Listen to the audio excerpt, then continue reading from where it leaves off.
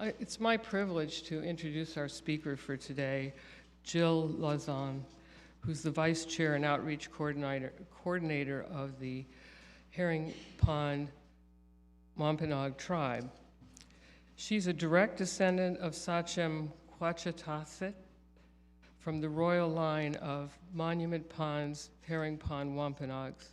She has dedicated over 20 years to serving as the tribe's genealogist.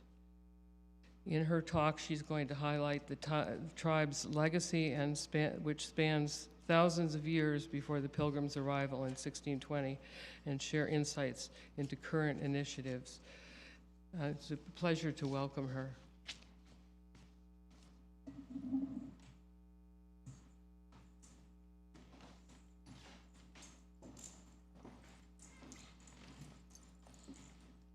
Good morning. I've met a couple of you already, some that I've already known. So I'll tell you a little bit about myself. I worked as a medical lab technician. I went to Northeastern University. I continued my career at Curry College, where I got my bachelor's in science. I'm a member of the first graduating class of the Health Education Division of the Nursing and Health Studies through Curry College in Plymouth campus. And that was in 1998.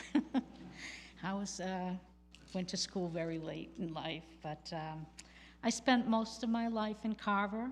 I lived there for 40 years. My husband, I have 2 children. My husband was a Marine. He has since passed. It's been 11 years this month. We were married for 32 years. We had a son and a daughter. And he was a great guy. He was a Marine.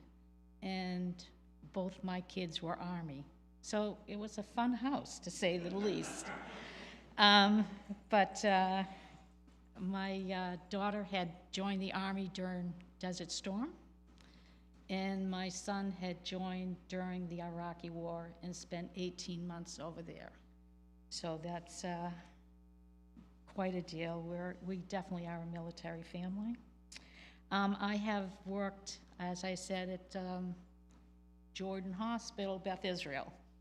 And I did a lot of fundraising there. I'm sure maybe some of you have been there yourselves. Every year we do the polar plunge in March, and I was one of the 20 people that did it the first year. And it was a fundraiser for the Cancer Center, and it still, after 25 years, they still do it. It has become quite a thing to do nowadays. I no longer do it. I figured that's for the kids. And as you had said, I had been a genealogist for the tribe for a very long time. And then I got elected as vice chairwoman for the tribe. So I've been doing a bunch of different work. I'm going to have a small prayer.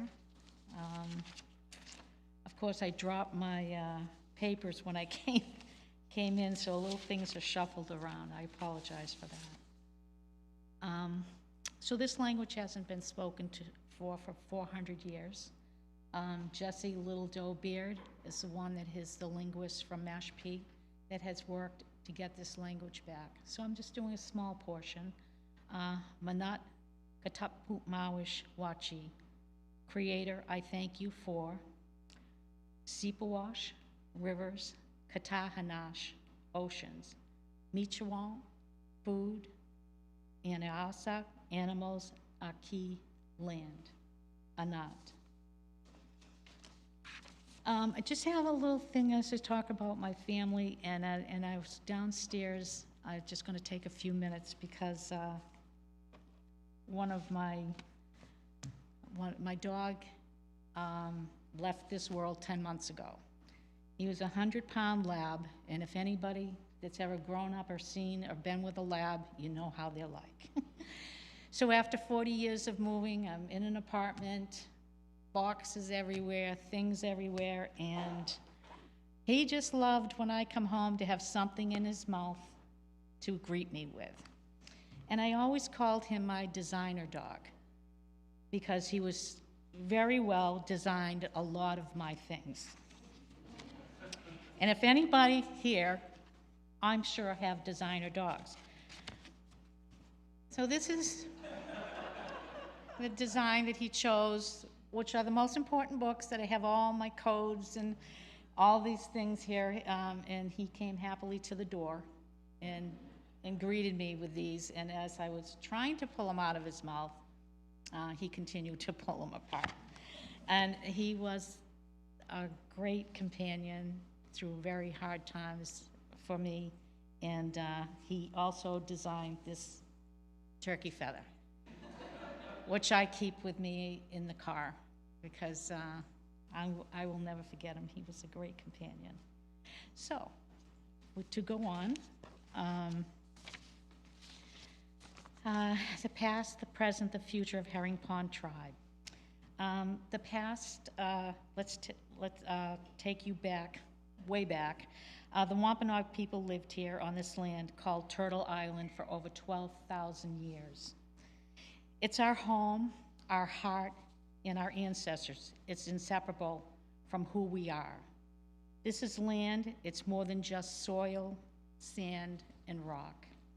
The Wampanoag territory stretched across southeastern Massachusetts and eastern Rhode Island and was a vibrant nation. A home more than 69 distinct Wampanoag villages. Our population once soared between 40 to 60,000 people. Populations, the entire generations of families and traditions flourishing here. Our ancestors hunted, fished, and gathered, living in harmony with both the land and the sea. In the spring, the rivers surged with the return of the herring. Our ancestors gathered by the riverbanks, hands outstretched to catch our share of the bounty of the herring that would sustain us. In the summers, the Wampanoag people migrated to the coast where the salt lingered in the air and the ocean winds cooled the encampments. The sea sustained us generously, and at low tide, we waded in the tidal flats and gathered clams, oysters, and quahogs. Fires burned on the beach, roasting the shellfish. While in the valley, the three sisters, corn, beans, and squash, grew tall and strong in the fields. Their roots, like our people, were unified. Each one supported the other. Elders taught the youngest generation to tend to the crops, passing on the knowledge of seeds that had been carried through the centuries. Out in the deep waters, our people paddled in mashoons. The traditional process of creating a mashoon, or canoe, was done with care and respect. We chose strong trees, honoring them as our ancestors, and gave thanks for the substantial things they would provide as they transformed into mashoons by carefully burning and hollowing out the center to form the body of the canoe. Every stroke of the paddle was a testament to the bond between the land, water, and our people. In the fall, the land began to change again, and the forest became the domain of the deer. When a deer was brought down, it was an act of reverence. The hide was stretched and cured, the bones were shaped into tools, and the meat was shared amongst our families. Nothing was wasted. Everything from the forest was treated as a gift, something given freely, and we returned, gave gratitude. Throughout the seasons, our connection to the land and the waters were always present. It wasn't just survival. We knew that the land and the waters were not simply resources to be used. It was about respect, gratitude, and balance. They were living, breathing relatives. The balance our ancestors forged and we maintain with the land is our sacred duty to only define we are not, but always guarantee that our future generations will thrive fiercely on the land we've chosen to protect. When European settlements arrived, they brought not only their dreams of new life, but devastation that would echo across generations. Diseases that were common in Europe but unknown here swept through our communities, disseminating 80% of the Wampanoag people. This immense loss left us vulnerable to the relentless act of colonization that followed. Colonial policies were very systematically enacted to strip away indigenous sovereignty by seizing our lands, seizing our culture, religion, and language. This marked the beginning of a profound and painful history of the attempts to dismantle the Wampanoag way of life.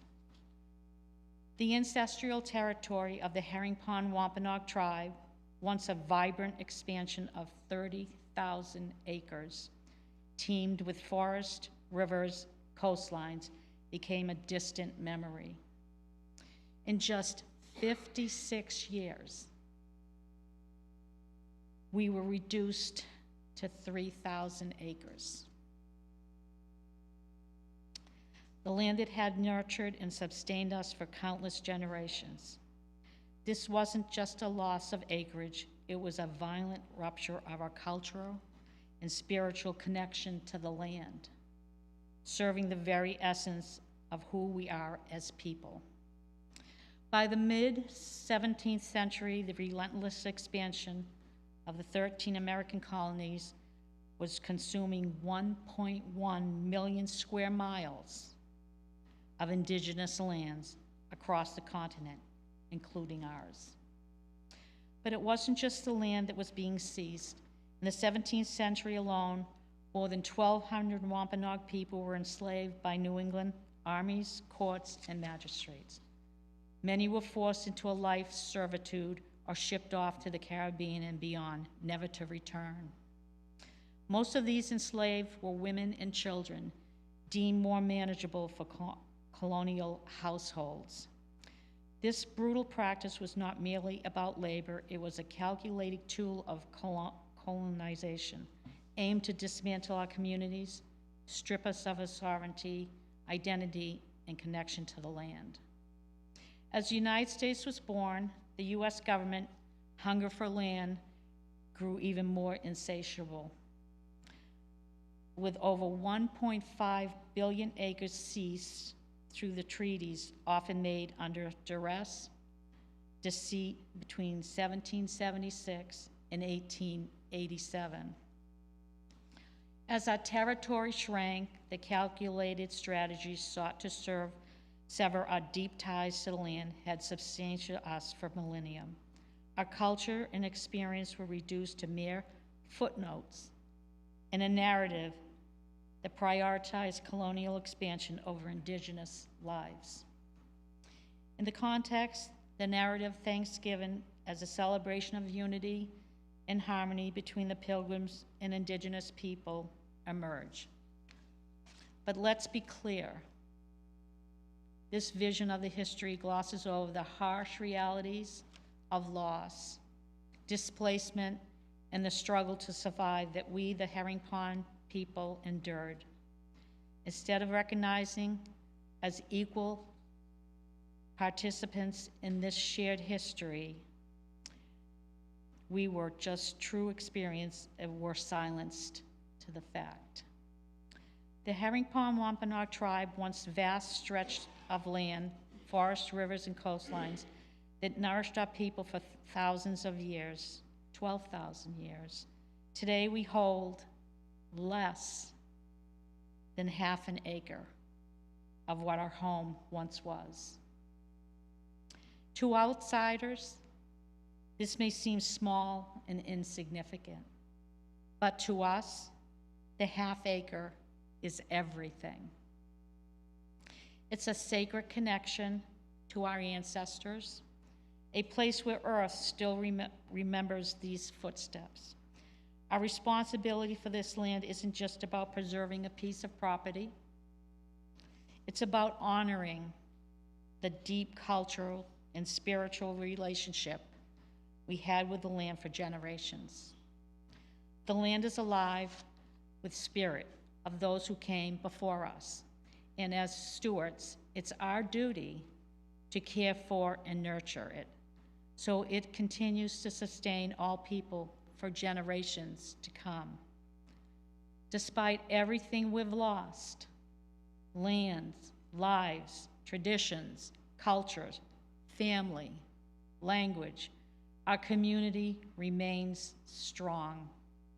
However, the same focus that displaced our ancestors still threatens us today. Legal battles over land rights, environmental degradation, lack of state recognition, and the ongoing challenge of holding on to what little remains. We face struggles daily. We fight to protect our sacred sites and the health of our ecosystems and well-being of our people. We carry the weight of history with pride, knowing that the care we give to this land is not just for us, it's for the generations yet to come.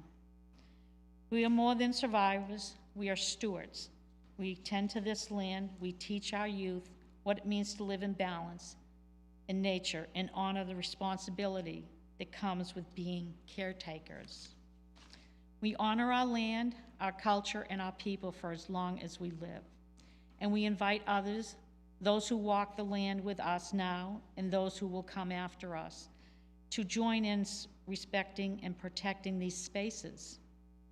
Together, we can ensure that the Herring Pond Wampanoag land remains a place of healing, resilience, and connection for future generations. Right now, we are focused on creating an Indigenous climate hub, which will serve as a community center for education, cultural preservation, wellness, and environmental advocacy, and act as a common center during disasters. These hubs will help us address urgent issues like climate change, food sovereignty, and giving our community the knowledge and tools we need to face these challenges. We're working with partners including UMass Amherst, UMass Boston, and UMass Dartmouth, and the Center for Braiding Indigenous Knowledges and Science, the EPA, and Indigenous leaders to make this vision a reality. Together, we are pursuing grants to fund these hubs and ensure that it provide long-term benefits to our people while helping us build substantial futures and adapt to the climate change. We have our deer processing workshop that we have been working on with the Mass Wildlife, Share the Harvest program, are the key parts of our efforts to strengthen food sovereignty and keep our culture traditional alive. In these workshops, we teach our community, especially the youth, how to process deer in a traditional way. It's not just about preparing the meat.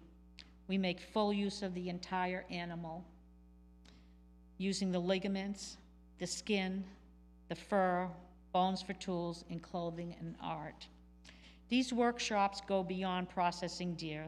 They're about respecting the land and the animals, using what we take wisely, and making sure these important skills are passed down to the next generation, allowing our community to become more self-sufficient and stay connected to holistic ways of our ancestors.